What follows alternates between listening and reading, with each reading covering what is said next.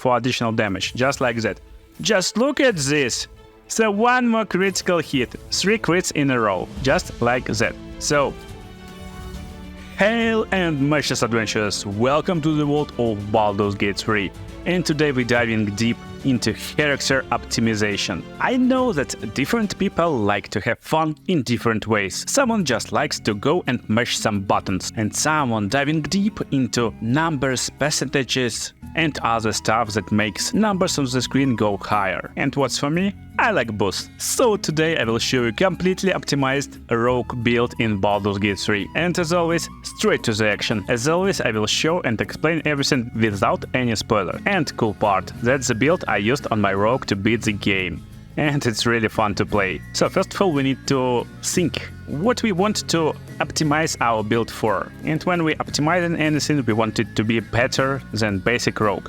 So for basic rogue, we got really bugged character a little bit right now in Baldur's Gate 3, because sneak attack should be scaling with rogue levels and should get additional dice every uneven level. But the sneak attack in reality is stacking on level 9. So on level 9, you get this plus 5d6, and on level 11, you're not getting this 6d6. This means basically when you building your rogue, going past level 9 is no sense. And basic rogue is pretty balanced character actually. While it's not feeling like big addition 5d6, it's actually pretty significant because you can do it every turn. Main like pain point for rogue that when he's doing any attack, for example, we want to go and assassinate this dude, little gnome, just like that. Our problem is really simple.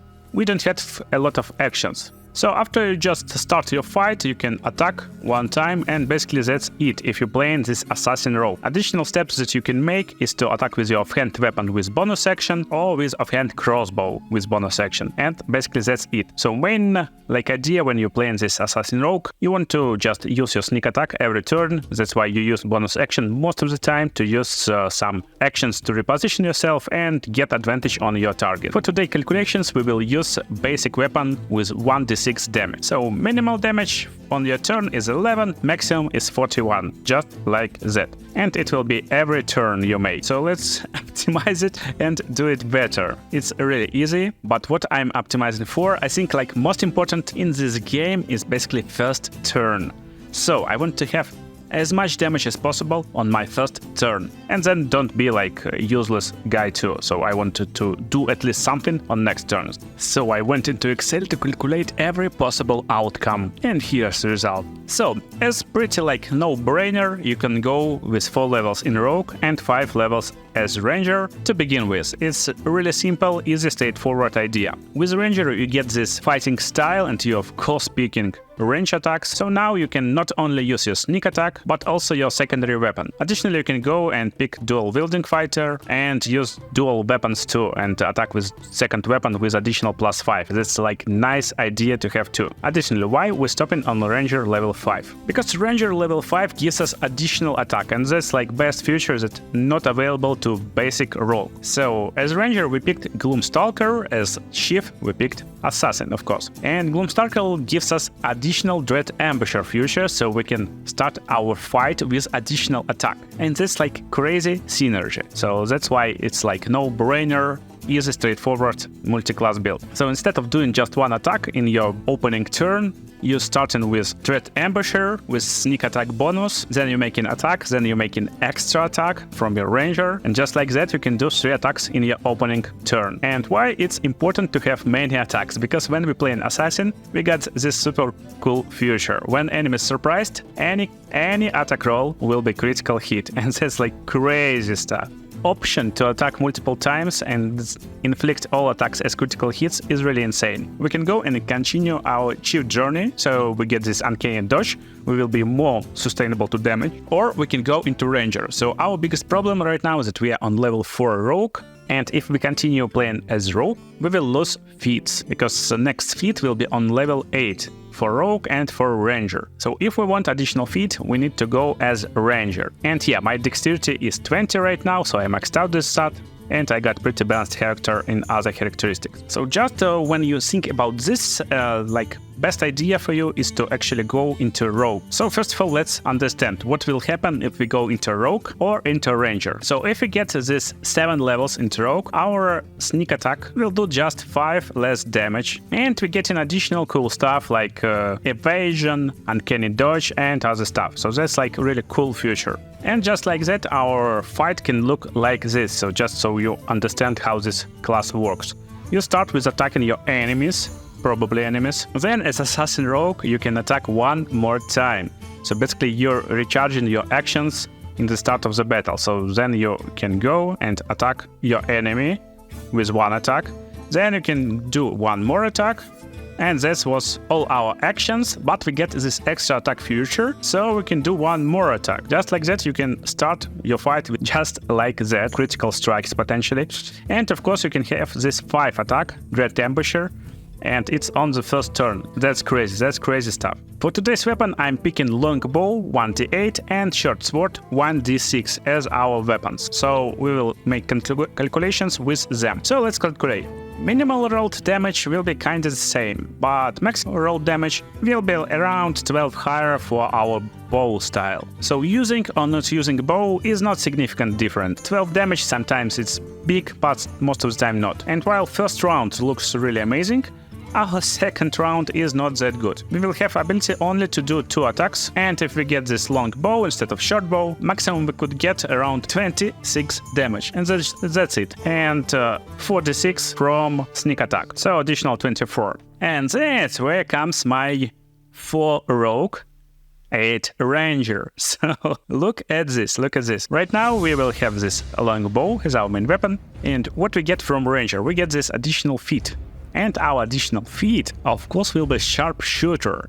So Sharpshooter gives ability to just add flat 10 damage to our attacks with our bow. And that's crazy. Instead of rolling 2 additional d6s with our sneak attack, we will get on our 2 attacks on next turns just flat 20 if we hit these attacks. And it's kinda the same if you're rolling this sneak attack to 5 every time. Let's start with surprising these enemies just like that. So now they are surprised and we will do critical strikes. First of all, we got our range attack. Basic range attack that will trigger sneak attack for additional damage, just like that.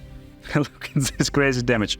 We're rolling 2 dice because it's critical hit, so we're rolling 2d8 plus 5 from our dexterity plus 4d6 from our sneak attack, and yeah, sneak attack triggering this critical strike too, that's like big stuff, and plus 10 from Sharpshooter. That's great. So let me do one more attack. Just look at this, and we kinda got no attacks right now, so we can go and use our Dread Ambusher too.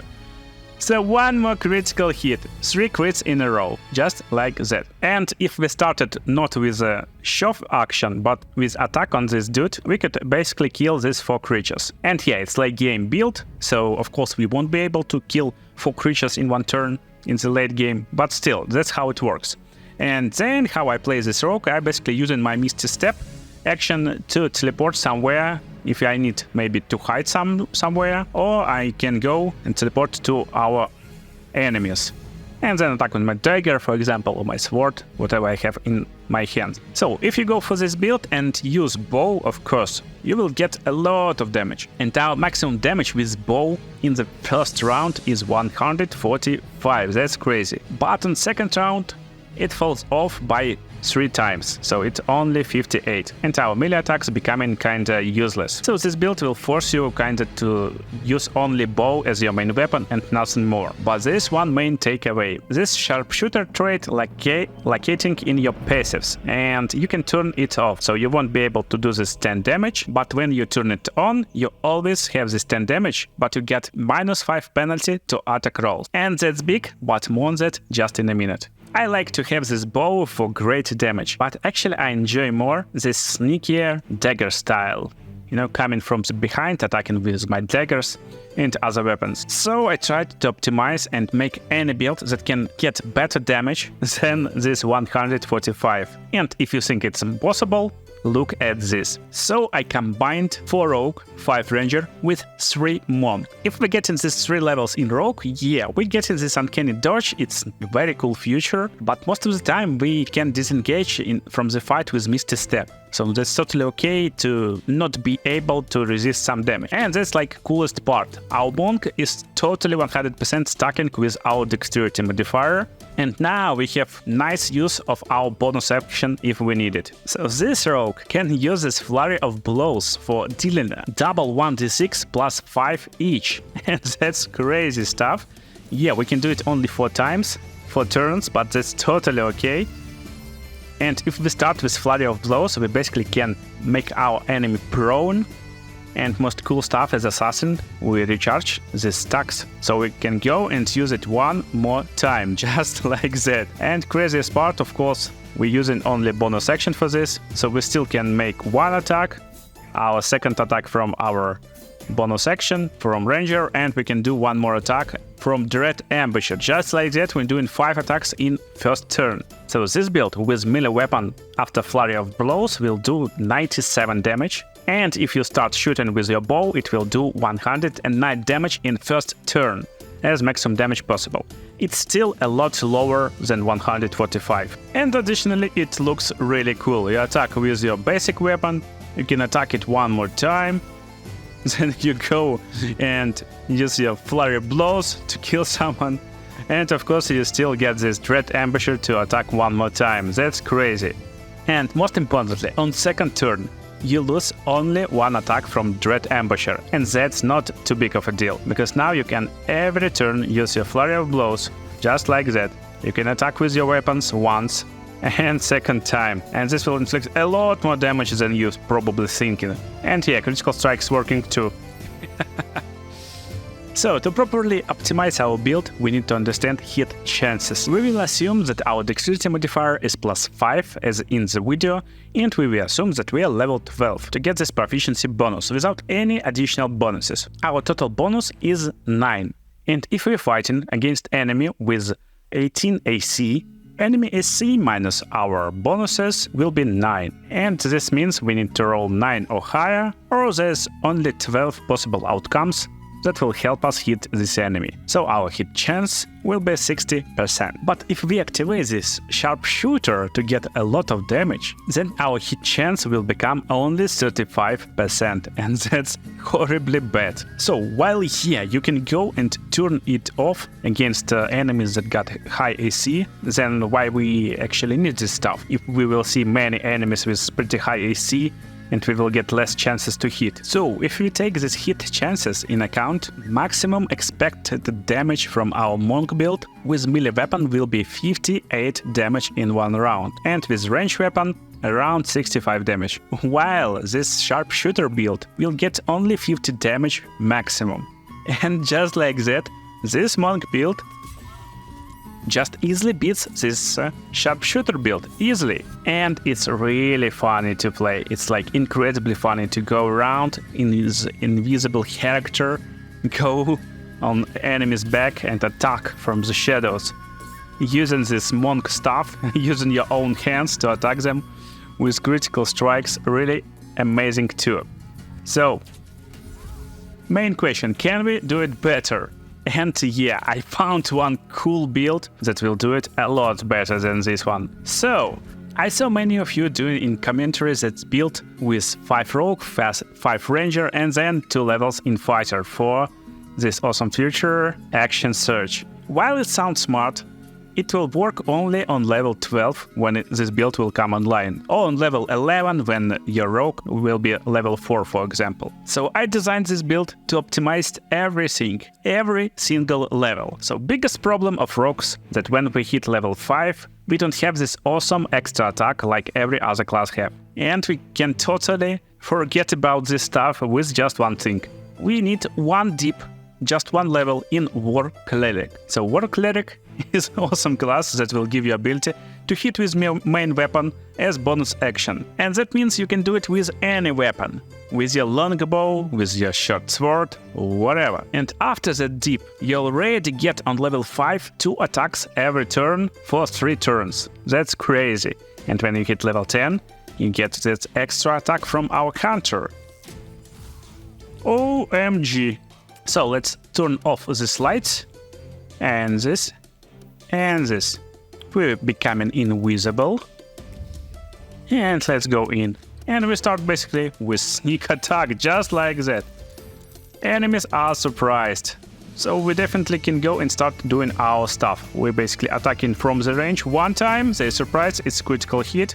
And it was only Dread Ambusher with sneak attack bonus. Then we're doing our range attack. Then we're making one more range attack, just because we can do it. And then we can do one more range attack, because we got this bonus action attack from our War Cleric, just like that. And if that's not enough, we can basically use our action surge and do 2 more attacks in first turn, just like that. Easy! So this build with Cleric Dip and +2 fighter levels will make maximum around 123 damage on first round, and we expect around 70 damage on first round with hit chance of 60%. Most of the time we're rolling with advantage as Rogue, of course. So if we calculate our advantage hit, this will be resulted in about 85% of hit chance. And of course, if we're making this enemy surprise and we crit every attack, it will be around 171 damage total maximum and approximately 145 damage in one turn. That's crazy. And yeah, if we compare that build with Sharpshooter on next turns, Sharpshooter will do twice less damage. And that's why we need to think twice when multiclassing. And keep everything in mind, or just subscribe and watch awesome builds on the screen right now on my channel. See you in the next videos, guys.